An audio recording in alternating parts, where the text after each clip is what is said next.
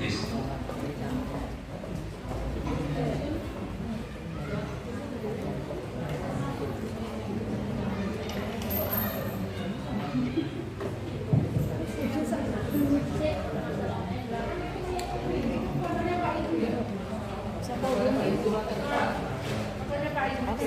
Dari kakak di dalam Pak Budi Utomo. Pak Budi Utomo wi Pak Izu.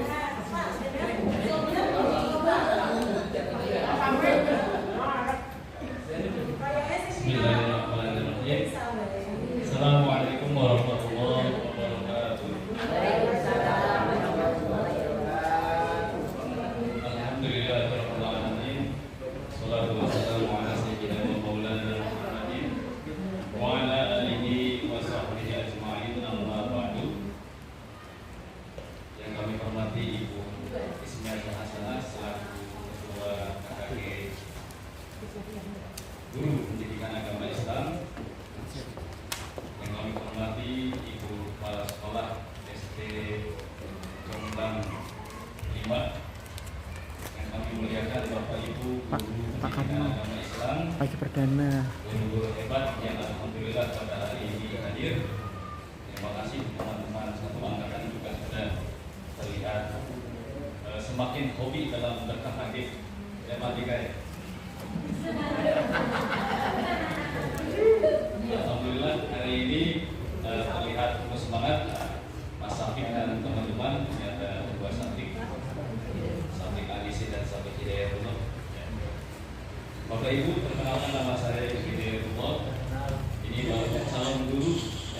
Calon guru namanya juga CGP, berarti kan masih calon guru. Guru sebenarnya adalah yang di depan saya. Jadi saya itu baru belajar. Di sini mohon izin sebelumnya, dan tentunya sudah diizinkan juga. Saya dengan Pak Faisal berkolaborasi mempresentasikan salah satu modul yang didapat dari hasil mengikuti pendidikan guru penggerak. Dan ini satu kewajiban bagi kami untuk berbagi. Jadi nanti memang yang namanya berbagi boleh diambil, boleh juga tidak. Tapi saya harapkan kalau saya berbagi, saya ikhlas apabila diambil semuanya. Meskipun nanti pembagian yang saya lakukan tidak maksimal. Kalau namanya juga masih calon guru masih belajar. Jadi sebelumnya saya mohon maaf apabila nanti dalam penyampaian masih kurang berkenan, masih kurang tepat. Baik, untuk selanjutnya di Mas. Nah, salam bahagia. Ini pembukaan modul yang selalu digaungkan ya, oleh para teman-teman dari calon guru penggerak. Ada salamnya juga ya. Bergerak, menggerakkan. Bergerak, menggerakkan. Harapannya apa? Harapannya adalah setiap dari kita melakukan sebuah aksi untuk pendidikan di Indonesia ya, dengan maksimal memunculkan potensi dari masing-masing guru itu sendiri. Monggo Pak. Nah, agenda pada materi 1.4 ini atau modul 1.4 biasanya dilakukan dengan adanya pembukaan dan perkenalan, presentasi konsep, kemudian tanya jawab dan refleksi. Nah, refleksi ini senantiasa dilakukan pada akhir-akhir pembelajaran setelah modul dilaksanakan. Tapi ini dalam proses pendidikannya gitu, Pak. Cuma dalam hal ini kita akan lebih kepada langsung materinya saja. Ya. Ini nggak biasa pegang ini, Bapak Ibu. Biasanya pegangnya stick. Kalau pegang ini kan agak aneh gitu. Stick drum. Apa yang akan dicapai pada modul ini? Ya, secara khusus, ya ini yang menjadi kewajiban kami adalah mendemonstrasikan pemahaman calon guru penggerak mengenai konsep budaya positif. Kebetulan materi kita pada hari ini adalah budaya positif. Ini.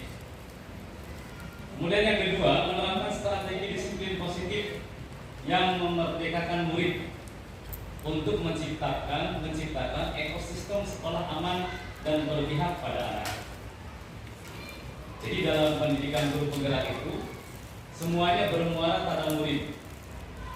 Guru itu kalau dalam pendidikan guru penggerak diberikan arahan, seyogianya guru hanya menjadi fasilitator saja. Kemudian ada tujuan berikutnya adalah menyusun langkah-langkah strategi aksi nyata. Nah, termasuk ini aksi nyata yang kami berikan adalah bagian dari tugas kami untuk berbagi dengan Bapak Ibu. Kemudian bersikap reflektif dan kritis terhadap budaya di sekolah. Sekolah yang mana? Tentunya sekolah dari guru penggerak itu sendiri. Baik Bapak Ibu, kita lanjut pada materi selanjutnya. Budaya positif atau ekosistem yang positif. Nah, maksud dari penyampaian yang ditampilkan pada slide ini adalah kita mengutip dari salah satu tokoh pendidikan nasional, yaitu Bapak Ki Hajar Dewantara. Seperti yang sudah kami sampaikan tadi, bahwa setiap pendidikan atau pembelajaran yang kita lakukan semuanya harus bermuara pada murid. Hal ini sesuai dengan apa yang dicita-citakan, apa yang menjadi filosofi dari Ki Hajar Dewantara, yaitu pembelajaran yang memerdekakan. Artinya apa? Di sini Ki Hajar Dewantara menegaskan kepada kita bahwa pendidikan yang baik itu adalah pendidikan yang menuntun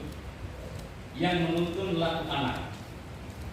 Hal ini pula sesuai dengan konsep Islam, ya, dari hadis yang diriwayatkan oleh Abu Hurairah riwayat Bukhari Muslim. Kita ambil cuplikannya. Kullu mauludin yuladu 'alal fitrah. Setiap anak itu memiliki fitrahnya masing-masing, memiliki bakatnya masing-masing. Sehingga apa? Kita itu hanya sebatas menebalkan bakat, menebalkan apa yang sudah menjadi modal dari anak yang sudah hadir di tengah-tengah kita untuk kita didik.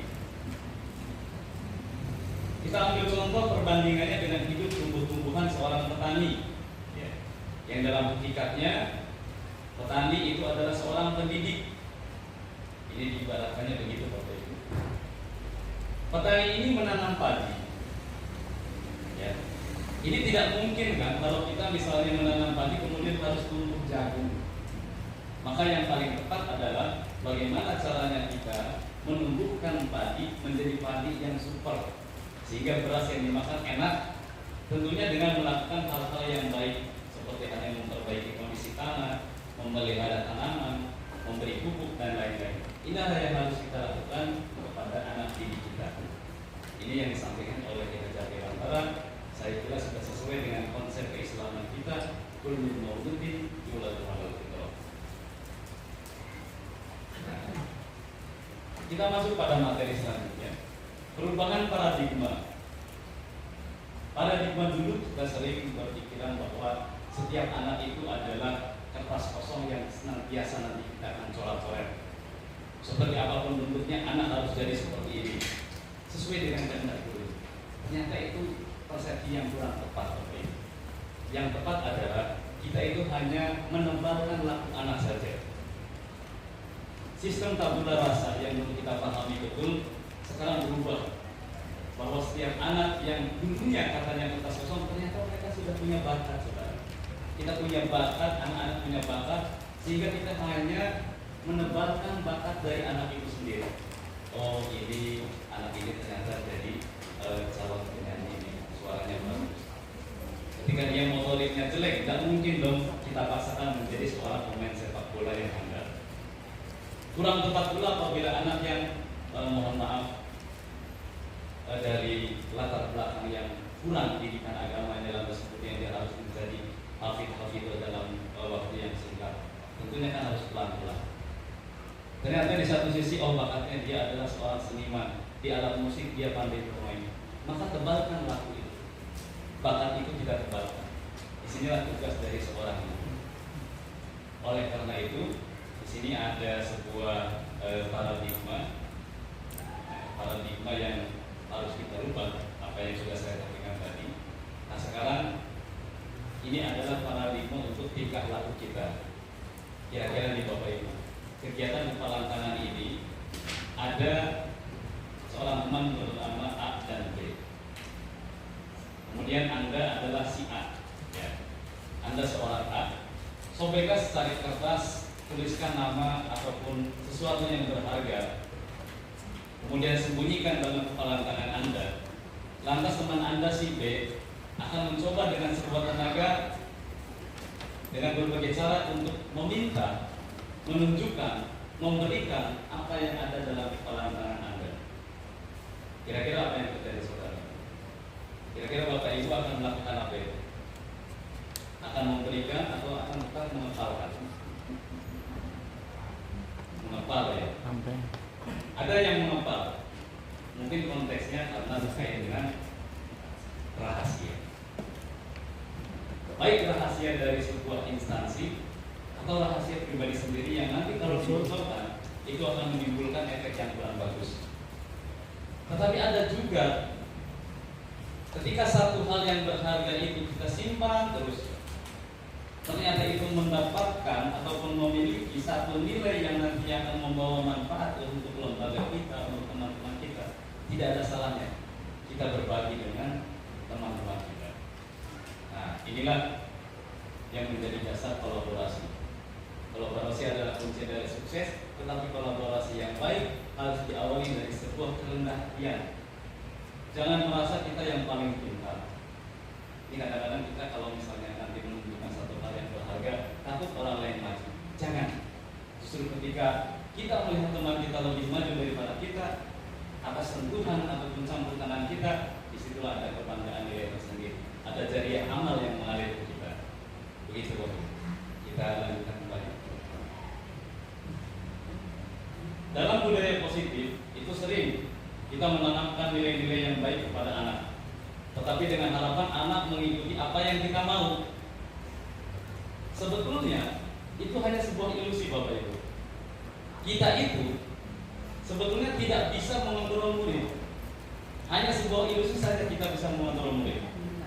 Kenapa? Di depan dia mengatakan iya, tapi di belakang ada yang membangkit. Tidak mau mereka itu diatur. Yang kedua, ilusi bahwa kritik dan membuat orang merasa bersalah dapat menguatkan karakter. Kadang-kadang kita memberikan hukuman gitu. Supaya apa? Supaya anak karakternya baik. Sebetulnya hukuman yang mana dulu yang kira-kira akan tepat?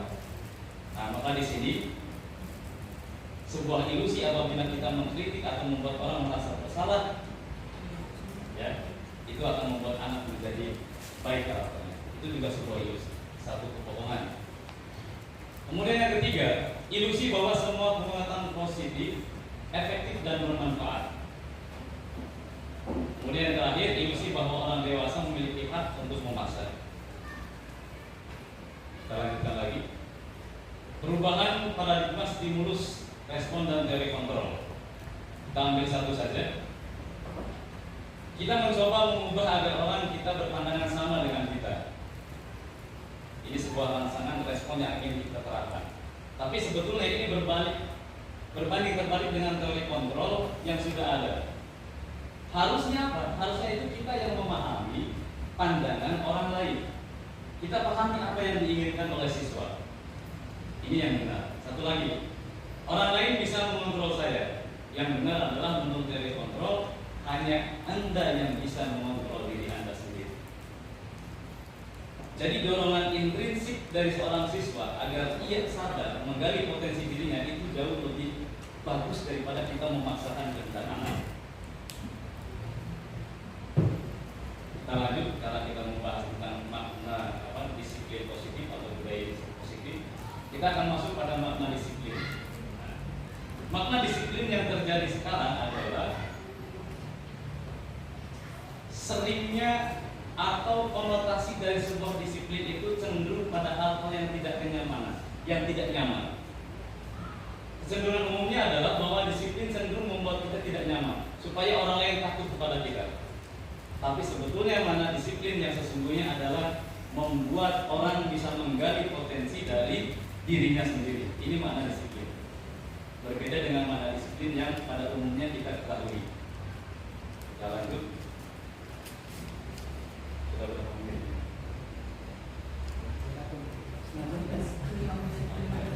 15 menit. Baik, kita lanjut saja pada intinya. Nah ini, selama ini kita mengenal Bapak Pendidikan Nasional, cuman kita hanya segera membaca ataupun mendengar saja, tapi kurang membaca, kurang literasi terkait dengan konsep ataupun filosofi yang diajarkan oleh Ki Hajar Dewantara. Jadi kurikulum Merdeka itu Bapak Ibu sebetulnya lahir dari filosofi ini. Pertama, Ki Hajar Dewantara memahami betul tentang pendidikan, bahwa pendidikan itu harus sangat menuntun dan seorang guru hendaknya menghamba kepada muridnya, sehingga tercipta konsep pembelajaran yang merdeka. Apa artinya merdeka?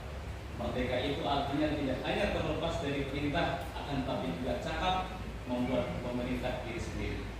Cakap dalam memerintah diri sendiri, artinya ada dorongan internal dari siswa untuk sadar belajar, sadar dalam keyakinan sekolah, sadar dalam melaksanakan perintah guru. Nah ini yang terpenting.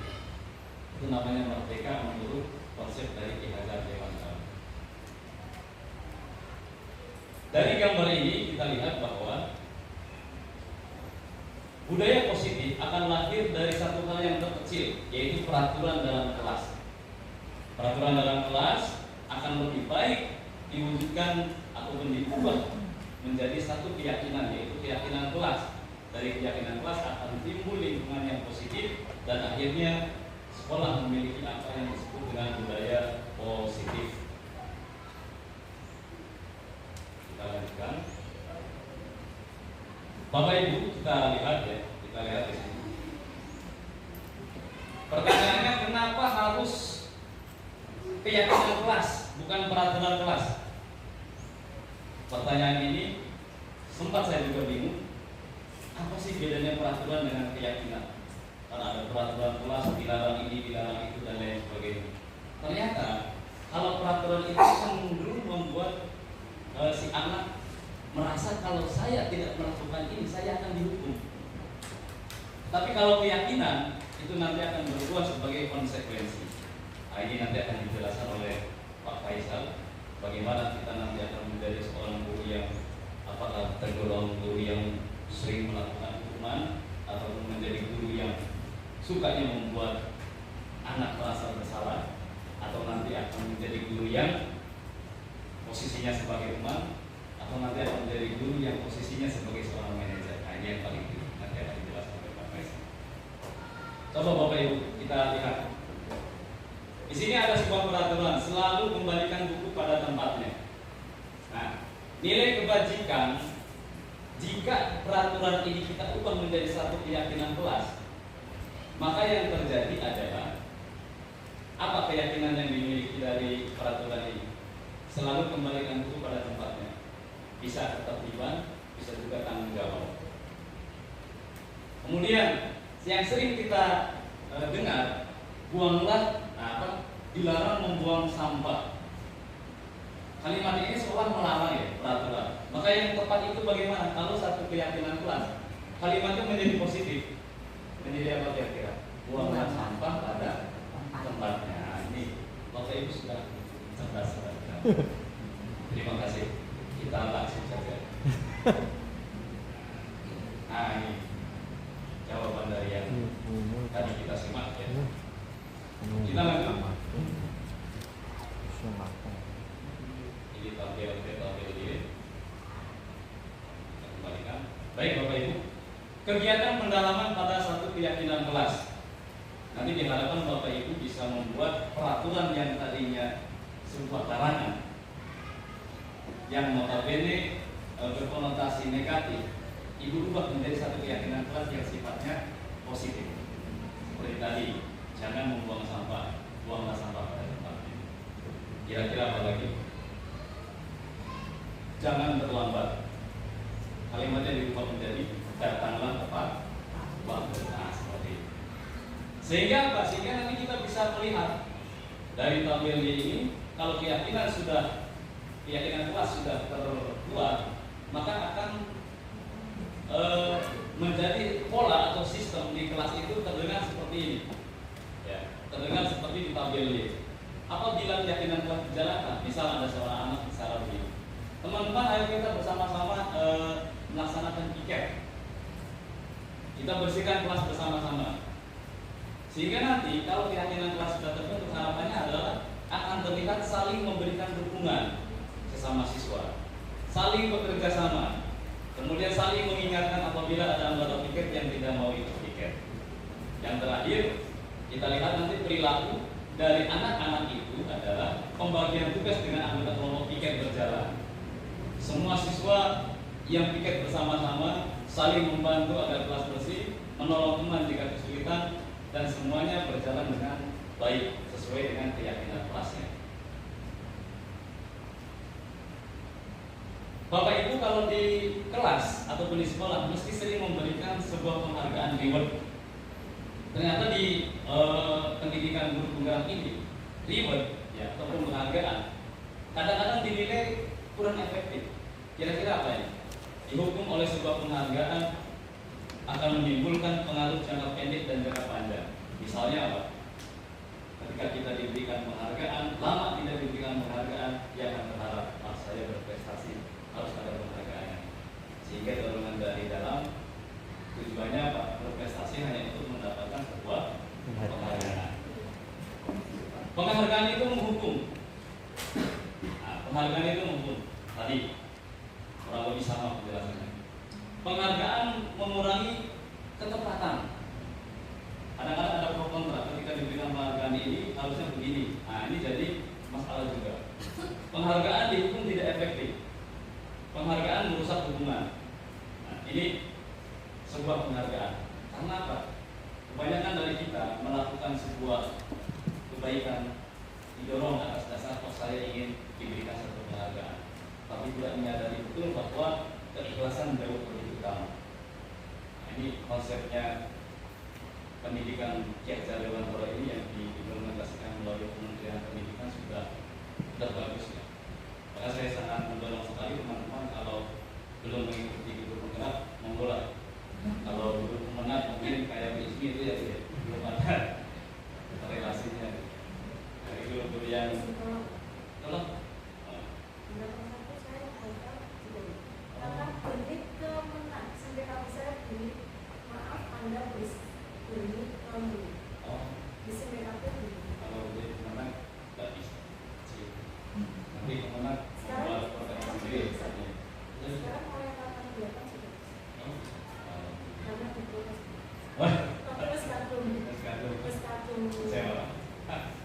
Ini nanti dikat ya Mas ya.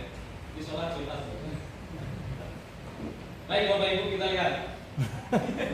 Mencatat 100 kali dalam buku. Nah ini nih. Kira-kira masuk pada hukuman atau sebuah konsekuensi kira-kira. Mencatat 100 kali dalam buku, kalimat saya tidak akan terlambat. Contoh tuh anak 100 kali karena anak ini terlambat. Nah ini hukuman atau konsekuensi kira-kira? Hukuman ya. Kemudian yang kedua, lari mengelilingi lapangan basket 2 kali karena terlambat hadir di sekolah. Ini masuk hukuman. Kenapa hukuman? Oh ternyata tidak ada korelasinya. Nah betul sekali Pak. Murid diminta push up 15 menit karena 15 kali karena tidak menggunakan masker sekolah. Hukuman juga. Masker kok push up kan gak nyaman. Nah ini coba menggantikan kertas teman yang telah dicoret-coret. Nah ini konsep. Membersihkan tumpangan air di meja tulis karena tersenggol pada saat belajar. Konsekuensi. Kita lanjut saja. Nah itu jawabannya sudah. Baik, apa perbedaannya hukuman dengan konsekuensi? Nah ini yang harus Bapak Ibu paham. Ini materinya bagus nih. Nanti kalau mau saya sebut, tapi kalau tidak mau saya pegang sendiri saja. Hukuman itu sesuatu yang menyakitkan yang harus terjadi. Bedanya dengan konsekuensi, sesuatu yang harus terjadi. Kalau kamu salah tadi menumpahkan air, itu airnya dibersihkan. Itu konsekuensinya. Tapi kalau tadi tidak pakai masker, suruh keliling sekolahan. Ya. Misalnya Om lihat muridnya kok nggak pakai masker, buang dulu kamu keliling lah. Nah, itu namanya hukuman. Anak yang sering dihukum cenderung nanti menjadi pribadi yang mendendam. Nah, ini nanti akan dijelaskan Bapak Isa. Baik. Karena waktu sudah terlalu panjang, contoh lagi yang lain. Anak membenci kedisiplinan gara-gara hukuman, tetapi kalau konsekuensi, anak akan menghargai sebuah kedisiplinan. Nah, ini materinya nanti bisa dibaca. Baik, selanjutnya. Nah, ini kebutuhan dasar manusia. Apa kebutuhan dasar manusia? Yang pertama adalah cinta, kasih, atau keterima. Seorang peserta didik yang merasa nyaman di sekolahnya, ya, belum pukul 7 saja, subuh dia akan pergi. Bu, saya ingin berangkat sekolah. Saya sedang hobi sekolah. Sama seperti Bapak Isa, kali ini saya hobi KKG.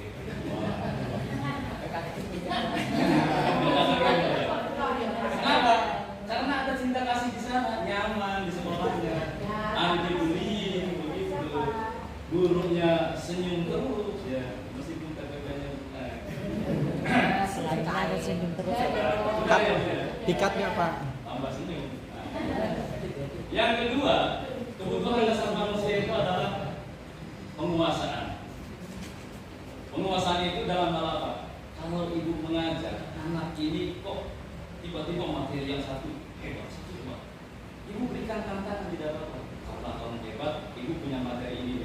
Kira-kira kamu bisa kerjakan dan ibu yakin kamu percaya Pak Izu percaya, saya percaya kamu bisa mengerjakan itu. Jadi anak yang di atas rata-rata, ya jangan ibu kira bahwa yang autis itu anak-anak yang kurang lancar saja atau slow learning kan. Tapi anak-anak yang quick learning, yang belajarnya cepat itu juga autis. Maka kalau belajarnya pun agak beda. Ada akselerasi di sana. Berikan penguasaan. Apa tantangan? Kemudian kesenangan. Ya, kesenangan. Anak-anak dibikin senang saat sekolah, ya. Dibikin senang saat sekolah, didorong dengan guru yang semangat dalam belajar. Ya, tadi ini kaitannya dengan cinta kasih guru.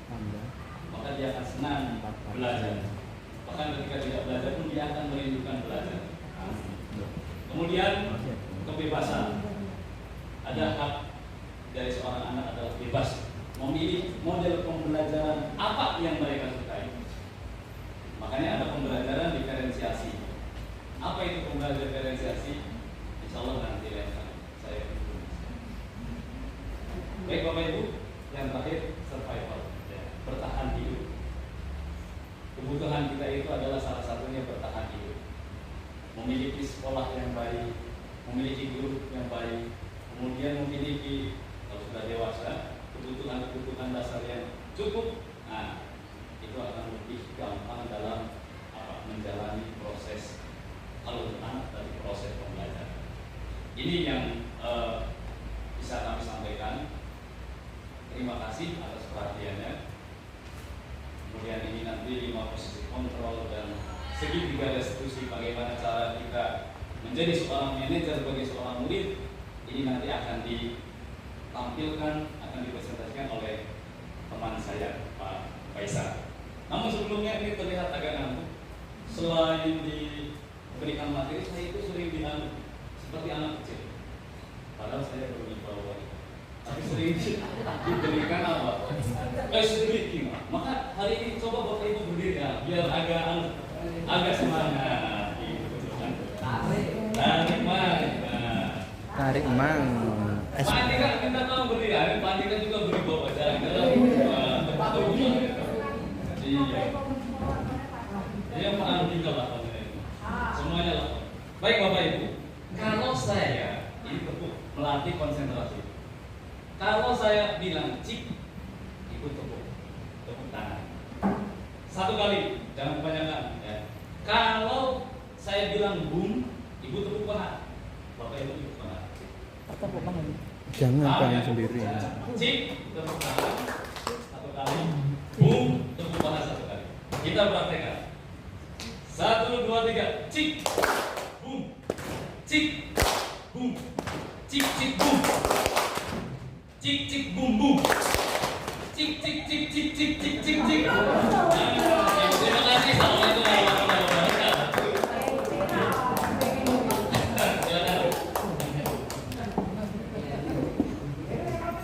wabarakatuh. Ya, harusnya begitu. Cuma karena saya nggak bisa.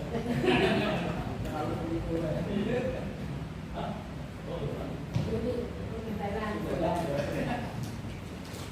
Assalamualaikum warahmatullahi wabarakatuh. Yang kami hormati Ibu Ismi selaku Ketua KKG, Bapak Ibu Guru PAI Tanjusari yang senantiasa dirahmati Allah dan pada hari ini semangat ikut KKG ya. Bapak Ibu semangat ya? Semangat ya, luar biasa semangatnya walaupun di tengah-tengah kita sedang menumpuk tugas di sekolah ya. Baik tugas dari sekolah maupun tugas PKKS ya. Padahal itu KS, kepala sekolah. Ya, itu PKG. Tikatnya. Enggak tidak bisa aman ya. Nah, jadi ini menyambung dengan materinya Pak Uju terkait dengan 5 posisi kontrol kita. Memang kata lagu dunia ini adalah panggung sandiwara. Ketika berbicara tentang sandiwara, pasti kita mempunyai peran. Salah satunya guru. Jadi seorang guru itu ternyata bisa memainkan peran. Kadang sebagai teman, kadang sebagai penghukum, kadang sebagai manajer. Nah, terkait tugas guru, akhir-akhir ini sepertinya kita risau sekali dengan keadaan di sekitar kita, berita-berita yang ada. Contohnya terkait penanganan tentang murid. Paling terdekat dengan kita belum ada 2 bulan, 1 bulan terakhir ini seorang siswa SMA, bahkan itu MA, Madrasah Aliyah. Di mana itu Bapak Ibu? Di Demak. Di Demak loh, kan Demak? Pak Yudhila Demak, ya. Di Demak itu seorang siswa SMA tega membacok gurunya. Gara-gara apa? Dikasih nilai UTS rendah. Bayangkan anak SD Pak Muhammad ngaji nilai 5 sama muridnya dibacok. Amit-amit ya, tidak yang bebas seperti itu ya. Aman, bunda. SD aman. Kemudian jauh lagi ke sana dan lagi viral. Seorang guru PAI menghukum berat di Sumbawa Bu ya. Di Sumbawa karena tidak sholat, ditampar orang tuanya tidak terima dari Sumbawa itu. Yang ditampar ada lagi ya, sampai ininya buta. Kalau di Sumbawa itu seorang guru PAI mengingatkan anaknya sholat dengan cara dihukum, orang tuanya tidak terima. Akhirnya dibawa ke pengadilan, didenda 50 juta. Nah 50 juta ini gaji dibilang sasi gitu. Belum potongan lain ya, 50 juta dan dituntut hukuman penjara. Akhirnya sampai bergerak. Dan terakhir lagi di tetangga kita ke sana, Temanggung, seorang siswa membakar sekolahnya gara-gara apa? Gurunya dan teman-temannya itu mengejek. Maka ketika kita teori kebutuhan, berarti dia merasa tidak kebutuhan kasih sayang dan kebutuhan rasa diterimanya tidak terpenuhi di sekolah. Akhirnya marah, seorang siswa SMP diting surat itu malam-malam membawa botol, dikasih bensin, dikasih air, dibawa ke sekolah, dua ruangan terbakar. Nah itu realitas sekarang, murid-murid kita sekarang dalam bulan di SD. Tapi saya yakin Bapak Ibu di SD mempunyai banyak permasalahan, entah itu tingkatnya ringan, sedang maupun berat. Nah, 5 posisi kontrol seorang guru itu ternyata ada 5. Yang pertama adalah penghukum. Nah, seorang guru ini penghukum. Kadang saja duduk sebagai penghukum, refleksi saja. Nah, penghukum ini sifatnya satu arah dan kadang tidak masuk akal hukumannya. Seperti contohnya anak berkata kotor, kotor nanti, gitu kan? Guru refleks, kamu berkata kotor. Sekarang nulis astagfirullah 100 kali. Pernah Bapak Ibu? Tidak ada di sini. Di gunung sana ada. Sudah banyak guru gitu. Dikat nggak ini? Bahkan saya pernah dulu SMP itu tidak mengerjakan sekolah, tidak mengerjakan PR. Satu kelas laki-lakinya ada 15 orang. Hukumannya tidak masuk akal. Orang kerja PR bahasa Arab, tapi tubuh itu tidak salah ya. Itu hukumannya digundul satu sekolah, satu kelas. Jadi 15 orang digundul. Nah, ini contoh saja. Kemudian pembuat merasa bersalah. Nah ini membuat anak terpukul. Contohnya, aduh nak, ibu kecewa sekali dengan kamu. Sudah berapa kali ibu kecewa sekali. Nah ini membuat anak terpukul. Yang kedua teman. Posisinya kontrol adalah teman. Nah teman ini ya sebagai interaksi kita dengan murid, kadang kita juga menjadi teman bagi mereka. Ketika kita posisinya sebagai teman, walaupun itu ada positif dan negatifnya, tetapi itu kembali ke diri kita pribadi masing-masing. Ya. Contohnya ketika kita bisa memainkan posisi sebagai teman, itu anak akan bercerita keluh kesahnya, permasalahannya di rumah seperti ini, di di lingkungan seperti ini. Bahkan saya pernah itu materi hari kiamat, contoh-contoh tanda-tanda kiamat sugro. Salah satunya banyak perjudian gitu. Anak-anak, aku judi, tahu Pak? Contohnya apa? Karena judi sekarang itu jago blok ya, slot, mainnya pada kiri, deposit. Kamu tahu siapa yang main? Ibu saya. Ibu main slot, bukan bapaknya lagi.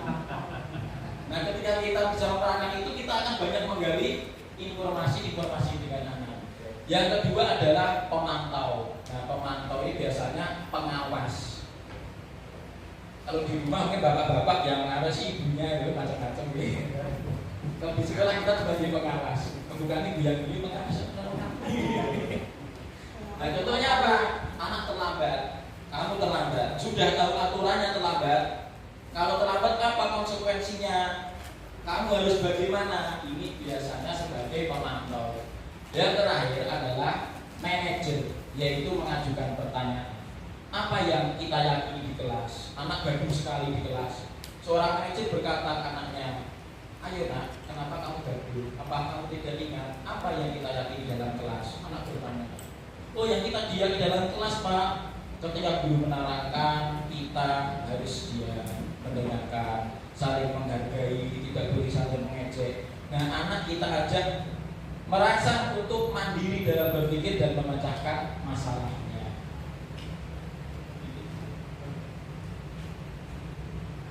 Nah ini terakhir, nggak banyak-banyak dari saya.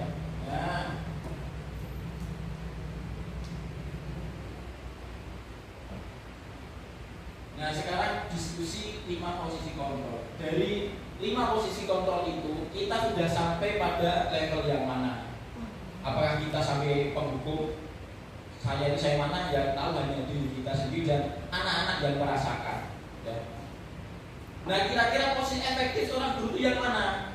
Posisi manajer.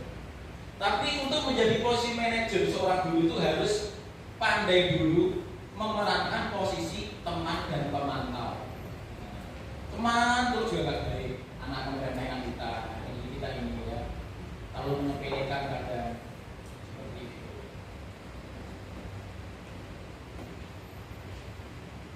Nah, yang tersampaikan ke sebuah pesan ini ternyata kata-kata hanya 10, nada suara 35, nonverbal bahasa tubuh 55.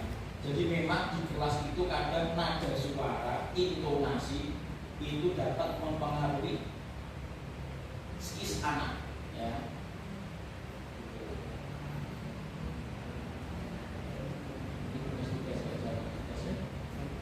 Nah yang terakhir, nah restitusi. Nah tentunya restitusi adalah proses menciptakan kondisi bagi murid untuk memperbaiki kesalahan mereka. Jadi adalah restitusi itu secara sederhananya adalah komunikasi diskusi antara guru dan murid untuk mendorong murid itu memperbaiki kesalahan mereka. Saya ambil itu satu, Pak Juri. karena di sekolah saya ini semangat sekali. Terima kasih Pak. Masalah apa yang sering muncul di kelas Anda, murid Anda? Kira-kira kasus apa yang paling Anda ingat? Kalau di sekolahan kami, terutama di kelas saya, itu banyaknya itu banyak sekali di kelas 5 dan kelas 6 terutama ya Pak. Itu percintaan Pak. Iya. Jadi bagus ini permintaan karena memang lagi. Seringnya curhatnya tidak sama guru kelasnya tapi sama Pak Yuri. Karena Pak Yuri itu di kelas sekali bilang assalamualaikum curhat mah. Laki-laki Pak Komar. Dikat gak ini Pak?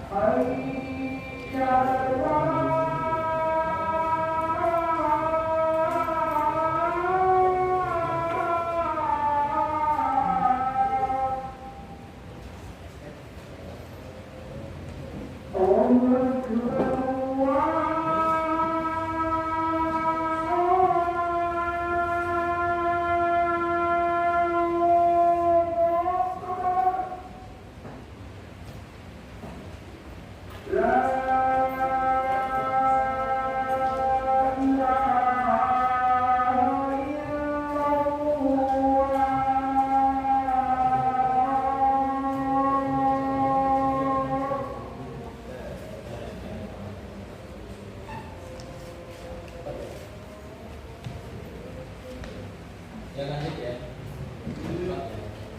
Ya tadi kasusnya Pak Yuri salah satunya ya Pak Yuri ya. Iya Pak. Muridnya karena masih remaja banyak ya mulai jatuh cinta dan pacaran ya. Tapi tadi bagusnya karena Pak Yuri pandai memainkan posisi dia sebagai emak, maka murid-muridnya itu banyak yang cerita berkeluh kesah ya.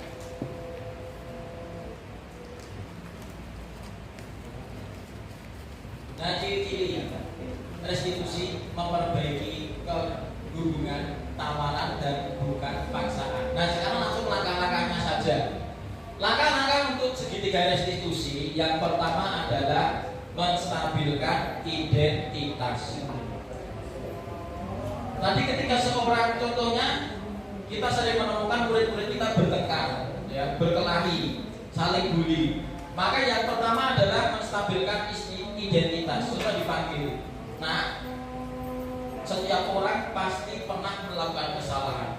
Begitu juga Pak Faisal. Dulu ketika kecil, Pak Faisal juga pernah berkelahi seperti kamu.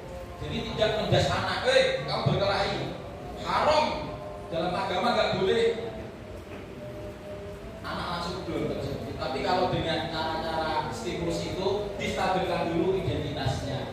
Yang kedua adalah validasi tindakan yang salah. Kamu tentu punya alasan mengapa melakukan itu. Ditanya, nah, kenapa sih kamu kok kemarin berkelahi dengan si Brian? Oh begini Pak, alasannya Pak, karena kemarin Brian itu menghina ibu saya, ejek-ejekan, banyak ejek-ejekan ibu mana, ejek-ejekan orang tua saya kan. Setelah itu saya jengkel Pak, saya berkelahi. Nah seperti itu. Setelah itu ditanya nilai yang telah kita sepakati. Hal seperti itu baik mungkin, tapi ada hal yang lebih baik sesuai tadi sebelumnya, keyakinan atau kesepakatan kelas kita. Apa sih kesepakatan kelas kita? Oh, kesepakatan kelas kita itu saling menghargai Pak, saling sayang menyayangi dengan temannya. Berarti kamu kemarin tidak sesuai dengan kesepakatan kelas ya. Kita aja lah berpikir lagi. Lantas bagaimana cara kamu memperbaiki hubungan dengan temanmu? Anak akan berpikir, oh saya minta maaf Pak, berjanji tidak mengulangi Pak, seperti itu. Itulah contoh-contoh segitiga restitusi ya. Jadi ini tidak harus saklek seluruh tindakan seperti itu, tapi ada hanya saja acuan yang sesuai dengan kasusnya ya. Ini bisa kita kembangkan dengan lain-lain. Nah, ketika tadi kita berbicara Kiai Dewantara, ketika kita tarik jauh dengan pendidikan Islam, tentunya pendidikan Islam mempunyai banyak tokoh-tokoh yang patut kita apresiasi seperti Hasyim Asy'ari, ya kan, yang mempunyai banyak menginspirasi pesantren-pesantren, Kiai Haji Ahmad Dahlan, berapa sekolah Muhammadiyah di Indonesia, berapa universitas Muhammadiyah, tentunya banyak tokoh-tokoh yang dapat kita ambil intisari dari pendidikan dan perjuangannya, khususnya perjuangan pendidikan Islam. Itu saja Pak Izu, kita kembalikan.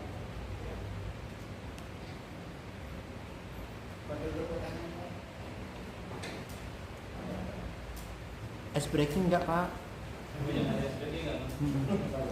Biar ada Baik, yang Bapak Ibu, bertanya.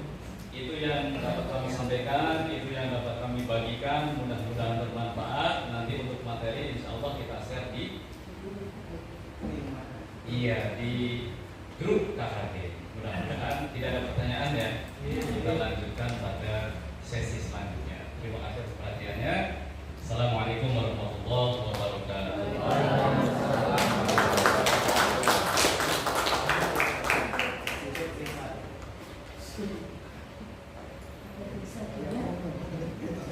Terima kasih Pak Yusuf dan Pak Faisal. Semoga Bapak Ibu yang lain segera menyusul seperti beliau berdua yang hebat dan luar biasa. Sehingga nanti GPI Jatisari tinggal kami yang tua-tua.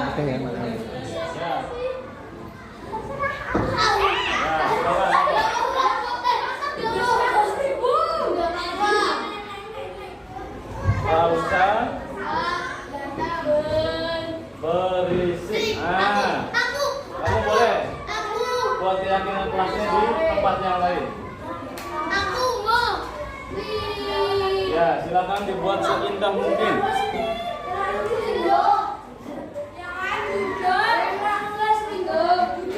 Yo gantian, boleh.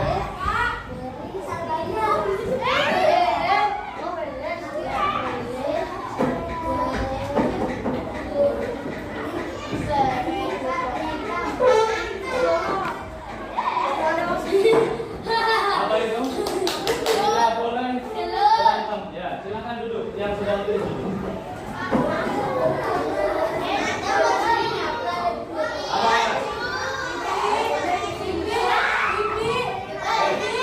Kamu duduk nanti.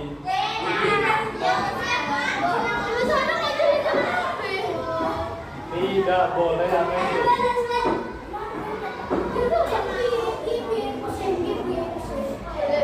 Berbicara.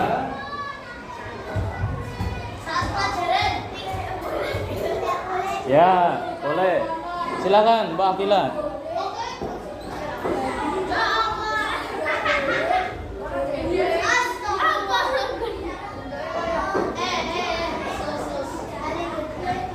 Harus bagaimana?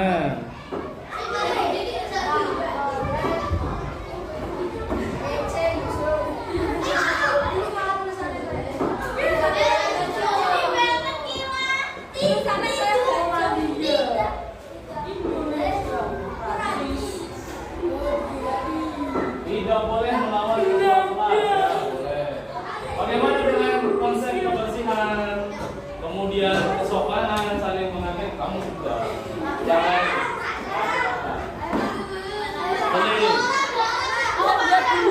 Ya. Ganti ya.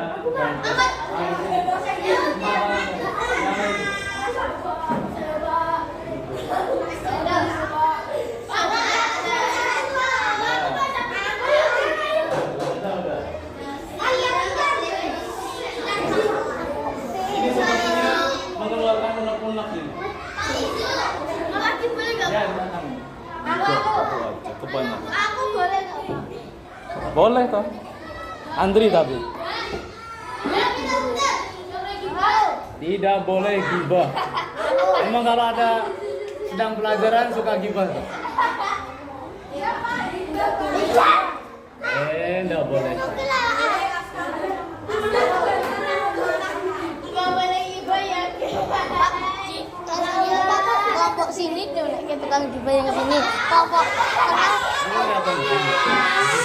satu-satu. Tadi nggak boleh kita ya guys.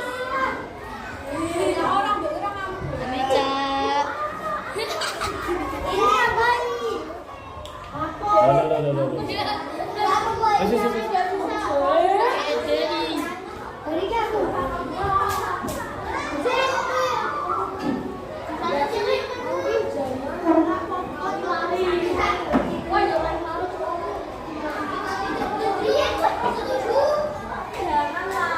Ayo, Ayo yang lain sambil Pak Ijo nilai di bawah sini.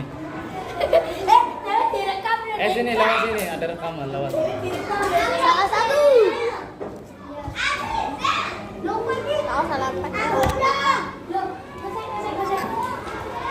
Ikan melanda api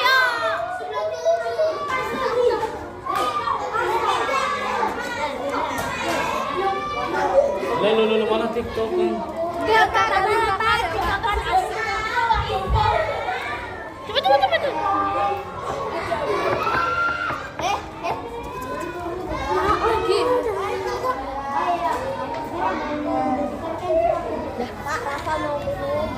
Ya silakan.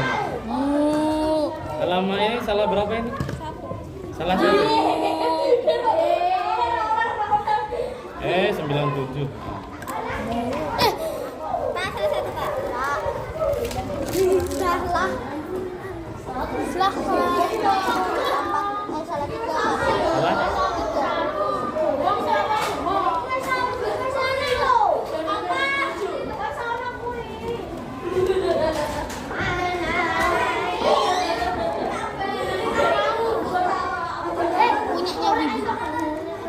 Salah 8. Oh. Pakai mau salah.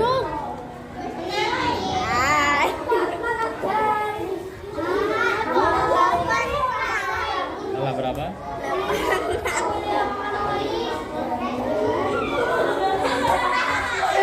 Ya, silakan yang mau infak, yang tidak pun tidak apa-apa.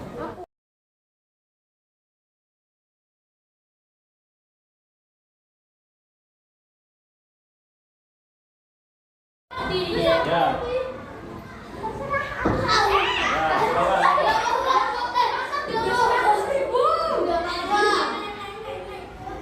Gak usah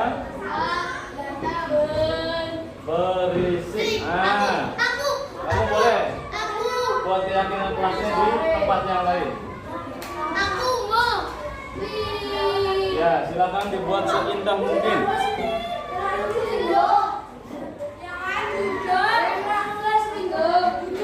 Yo gantian, boleh.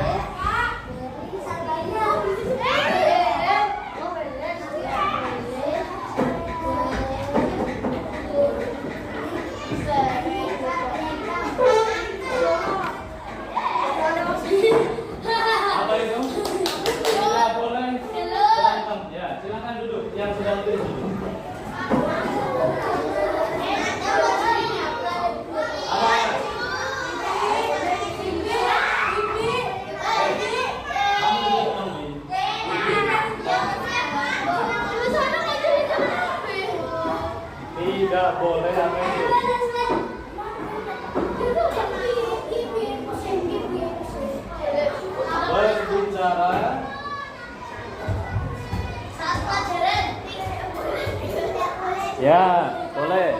Silakan Mbak Akila.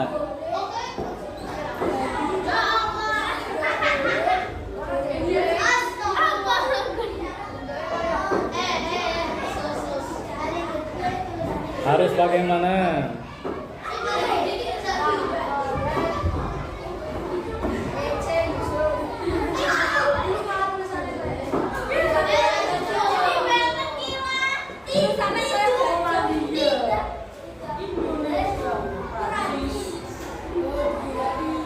Tidak boleh melawan keluarga. Ya, boleh. Bagaimana dengan konsep kebersihan, kemudian kesopanan, saling menghargai? Kamu sudah jangan. Boleh. Ya. Ganti ya. Ganti.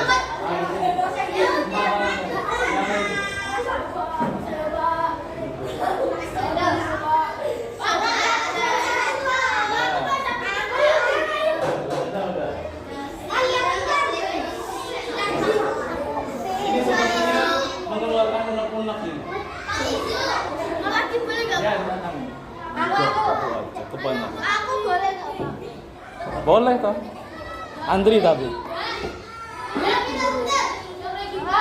tidak boleh gibah. Emang kalau ada sedang pelajaran suka gibah toh? Enggak boleh. Nggak boleh ibu ya. Kelompok sini tuh kayak tukang gibah yang kesini. Kelompok tengah. Ini apa nih? Satu-satu. Tadi nggak boleh gibah ya guys. Baca. Ini apa nih? Loh.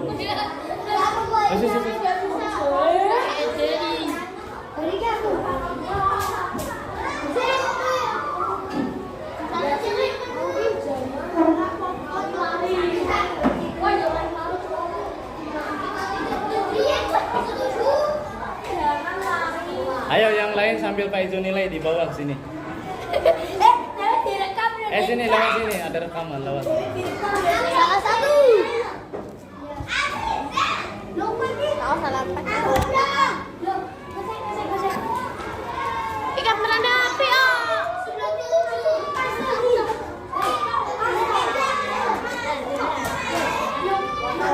Lu mana TikTok kan?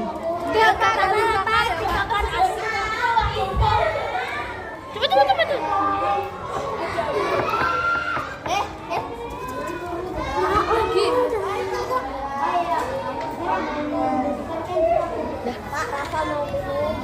Ya silakan.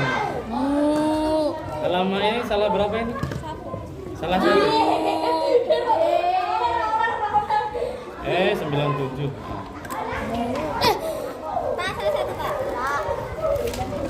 Salah.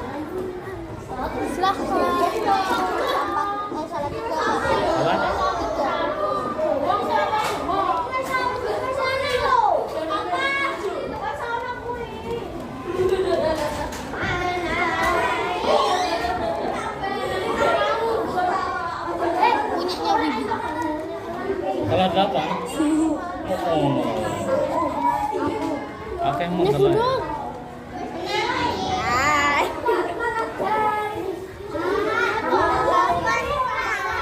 Salah berapa?